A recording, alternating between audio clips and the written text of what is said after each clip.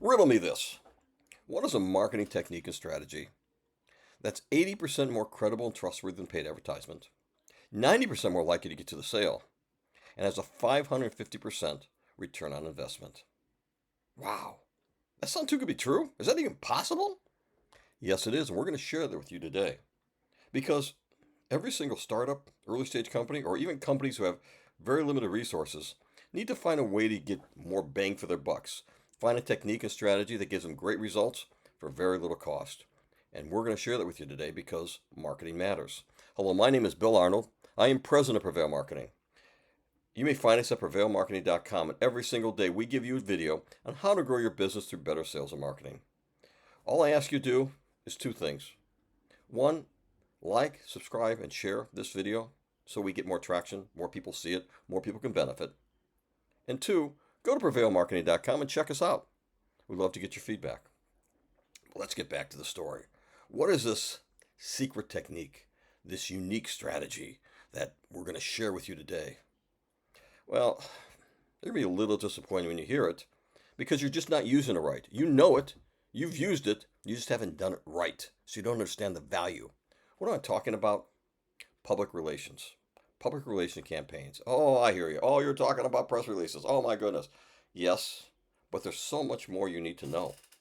There's so much many ways that you can do this. So one of the first questions I get asked is how is public relations different than earned media? I mean, they're kind of the same thing in many ways. You're getting third parties to present information about you from a credible source that's not you. The difference is where they think the content originated from. Earned media, they think the journalist, the influencer, the third party generated that content, did that research, did that investigation, and presented it as their own. PR is it's clear it came from you.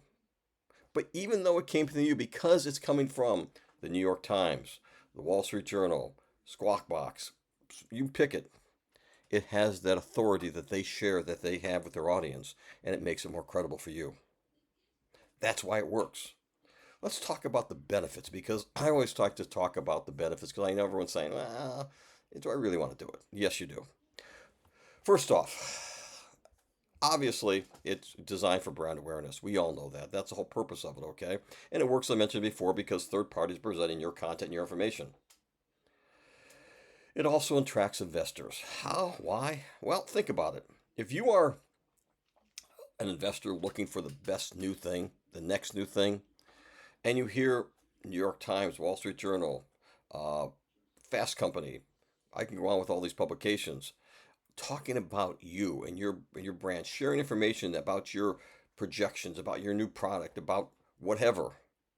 They're going to take note and listen. And if they read in your blog, yeah, they take it with a grain of salt. But even when it's PR, even when it's your press release, your information you're sharing, they tend to believe that much more at a great rate of great. Reputation management. Well, there's two types of reputation management, before and after the fact. A lot of times after the fact, you're trying to just, deal with a crisis management. PR is involved with that. But if you're smart, if you're wise, you deal with reputation management before the fact. You start putting out positive information about you through all sorts of channels. So people have a good feeling about you. That way, if something happens, it's already mitigated to some point. Yeah, that doesn't sound like them. They're better than that. Something strange must have happened. Community relations. Now, you may be a manufacturing facility and it has a local community around you that you need to make sure that they trust, believe, and respect you and understand who you are and what you're about. Or you can have an online community and the same things apply. It doesn't matter, it's no difference. It's still a community that you have to gain that trust, gain that belief in you. PR can help you do that. It can drive growth. I've already given you the numbers. I'm not going to do that again, but 550% should be enough. End of story. It helps with SEO. How can it help with SEO? Well, think about it. A lot of these publications, most of these publications, maybe all these publications have online content, right? And when you have these press releases, or maybe just a blur from the press release, they'll have a backlink to your site. If you're getting backlinks on your site from Wall Street Journal, from Fast Company, from New York Times, LA Times, Chicago Tribune, any of these publications, they have a high domain authority. They're respected. So that juice flows back to you. You end up getting great backlinks that you generated, that you created, that you caused to happen. Let's talk about some PR activities. I'm going to start with the one you know, the one you've used. Press releases. Yes, press releases are for newsworthy items, including product launches, new hires, promotions, recognitions, awards, industry research, or trends. It can use to help explain away a bad behavior or create a positive image. If you want to create a positive image, you want this information out and get the most bang for your buck, try a Thursday afternoon, try a Thursday between 9 and 5. If you're a celebrity and you want to explain something, but get it out of that news cycle as quickly as possible, you don't want people to see it too much, but you want to make sure you've dealt with it in case anyone asks later.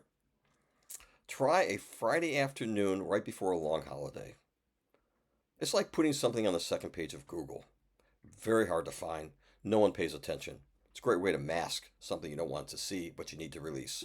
There's a lot of times that you don't have newsworthy information like promotion, a new product feature, things of that nature. So what do? What can you do? Proactive media pitching. These are creating newsworthy stories, evergreen content, if you will, and getting someone in the news media to pick it up and share it. We do this all the time. You have to have great relationships with journalists. You have to have credibility and trust. And it has to, they're always looking for content. So you can put out and create content and get it. Rapid response pitching. What is rapid response pitching? It's kind of a misnomer. In fact, it's almost a lie, as far as I'm concerned. Rapid response pitching is where something's up in the news, a trend, and your client has expertise in it, and you want to elevate them, and you want them to be sitting on that panel at Squawk Box. You want them to be in the nightly news, speaking as an expert. You want them to have a byline in Chicago Tribune or the LA Times. And you pitch this immediately to journalists and It's called rapid response for this issue that's happening right now. Well, that's the only thing rapid about it, because if you're going to get that result, if you're going to accomplish that, you've got to do two things. Well, three things, actually. One, you've got to make your client an expert. You've got to build a lot of content, distribute that content across all social platforms, all sorts of media. And we're going to get to that in a minute. You then have to have great relationships with journalists. They got to know you. They're not going to trust you if they don't know you. And you've got to build your client up through the system. It doesn't happen overnight. You're not sitting on MSNBC. You're not sitting on nightly news. You're not sitting in Wall Street Journal on Squawk Box and not have paid your dues. And your PR department helps you pay those dues. Another area that PR department you get benefit from is analyst relationships.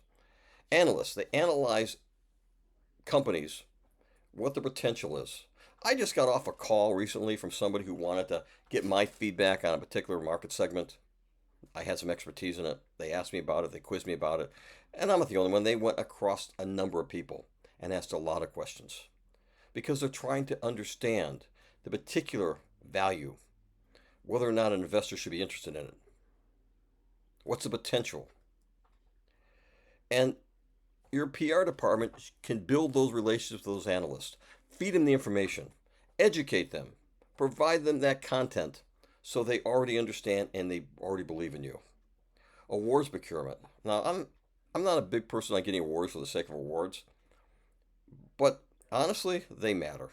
Trust and credibility. If you go to someone's website and they see, I got an award for best design of websites. I got an award for the best influencer in the nation. People are going to say, wow, somebody gave them that award. They're probably up against a lot of other people. I can rely upon that. I can make that a shortcut so I can use business with them. So PR department should help you get rewards. Sort out the ones that matter, but apply for the ones and obtain the ones that you should have. The other thing that PR department ought to be doing is press kit development, editorial calendar, and opportunity for research. So, if you want to create evergreen content, put on an editorial calendar, build it out, figure out who you're going to present it to, and how you're going to pitch it to them. Media logger and influencer database. They ought to be, if you have something that goes out and you want someone to amplify what you're saying, to look at a piece of evergreen content or even anything you put out for PR, and you want it to be shed across social media, amplified, so it gets more bang for the bucks. We're going to talk about that a little bit tomorrow. But you ought to have a network of bloggers, industry influencers, and media journalists that you can call upon in any given area that will be that person who goes out and shares it or amplifies it. Monitoring. This is huge. You ought to have a system in place that you monitor all the keywords, your competitors, industry trends, regulations, all that stuff. So you can turn around and know how to approach something. Use that rapid response. And finally, metric tracking. Yeah, all about the numbers. What's working, what isn't working. Tomorrow we're going to share with you the metrics you need to track as a PR person. But until then, if any of this has been valuable to you, we're going to carry our story tomorrow night, give you some more techniques, some strategies actually tomorrow. Please join us then. But before you do, please like, please follow, please subscribe. Have a good night.